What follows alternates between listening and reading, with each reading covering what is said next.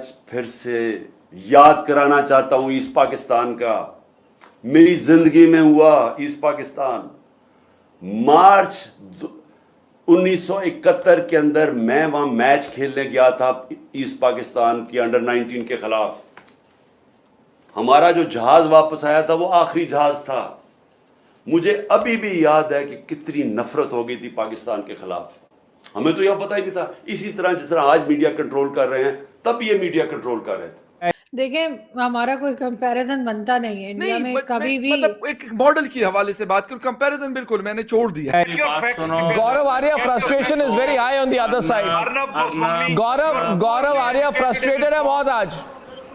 This is the You see the frustration tonight. People have told you 90,000. बहुत ज्यादा अर्नब, बहुत ज्यादा। इतनी So आपने I challenge you. all nonsense. Television पे बैठ everything is nonsense. Everything is nonsense. जो भी अरे कोई नहीं आ रहा पाकिस्तान में, कोई क्रिकेट तो खेलना नहीं चाहता। अरे सुनो, आप मेरी बात सुनो, ये सब फालतू की बातें मत सुना करो, ऐसी बातें मत बोला करो, झूठ जो अपने बच्चों को झूठ की खुराक पे बड़ा करा है कि हम फतेह कर लिया हमने 1971 की जंग।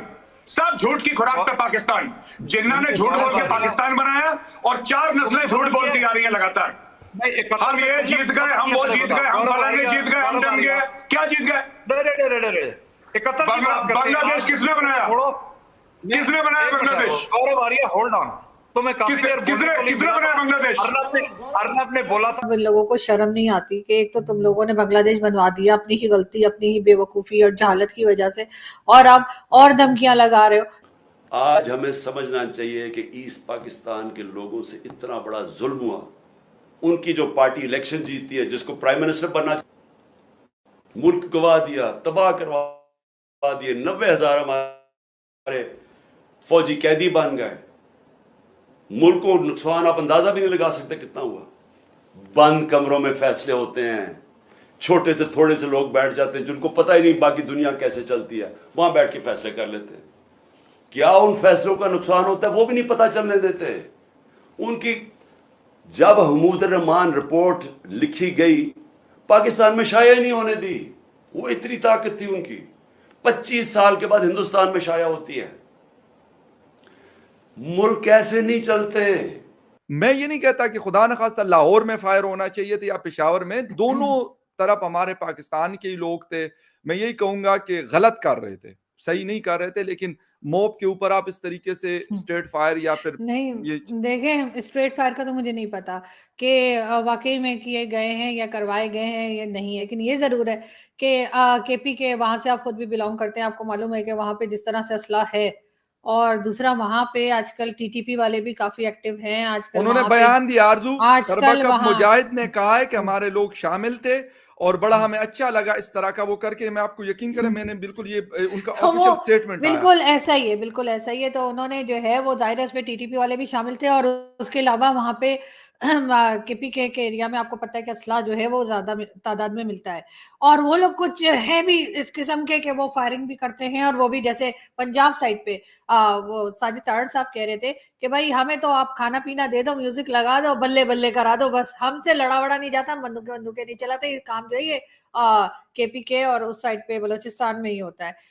तो वो कहते हैं हमें कोई लड़ने वड़ने की ना तो आदत है और ना ही ऐसा है। तो यही वजह है शायद कि आपको पंजाब में इस किस्म के इंसिडेंट्स जो हैं वो कम देखने को मिलते हैं, और आपको केपीके में इस तरह की चीजें ज्यादा देखने को मिली हैं। इसमें हम ये नहीं कह सकते कि वहां पे इन्होंने जानबूझ के ऐसा कुछ किया है, लेकिन क्योंकि वहां के लोगों का माइंडसेट ही ऐसा है कि वहां पे बहुत ज्यादा असला है भी, और जैसे मैंने पहले कहा कि टीटीपी और कई दूसरे किस्म के भी एलिमेंट्स वहां पे मौजूद हैं, जिनकी वजह से ये फायरिंग हुई और लोग जो है उनकी जाने गई। पंजाब में ये चीज जरा कम है, तो यहाँ पे अभी तक 6 या 9 लोग बताए जा रहे हैं जिनकी जाने गई।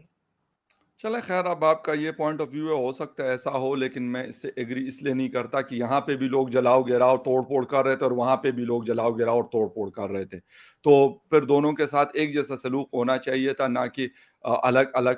खैर एनीवे, इस पे बहस मजीद नहीं करते। लेकिन एक चीज मुझे समझ नहीं आ रही आरजू कि इमरान खान साहब अमेरिका से स्टार्ट हुए थे 11 अप्रैल 2022 के बाद, और करते करते करते वो पहुंचे अब एक दफा फिर बाजवा साहब से होते हुए अभी वो जनरल आसिम मुनीर की तरफ पहुंचे हैं। आई डोंट नो कि इस बंदे जिसको 4 या 5 महीने हार्डली हुए हैं अपना चार्ज संभाले हुए, उसके ऊपर सारा मुद्दा डालना मेरी समझ से बाहर है। या तो मुझे जो मैं खोज लगा पा रहा हूं उसमें ये कि वो कह रहे हैं कि वो शायद अपना जूता पकड़ा ही नहीं दे रहे, उनको पकड़ने नहीं दे रहे हैं इमरान खान साहब को, और जिसकी वजह से वो फिर ज्यादा गुस्से में आते हैं। वो बार बार मैसेजेस भी करवाते हैं कि सर मैंने मिलना है, सर मैंने मिलना है, लेकिन सर कहते हैं भाई मैंने नहीं मिलना आपसे। तो कहते हैं फिर इमरान खान साहब गुस्से में आ जाते हैं। जिस तरह वो गुज़िश्ता दिन अदालत में बैठे हुए थे, कहते हैं मुझे 3 घंटे हो गए मैं इधर बैठा हूं, ये मुझे जाने नहीं दे रहे हैं।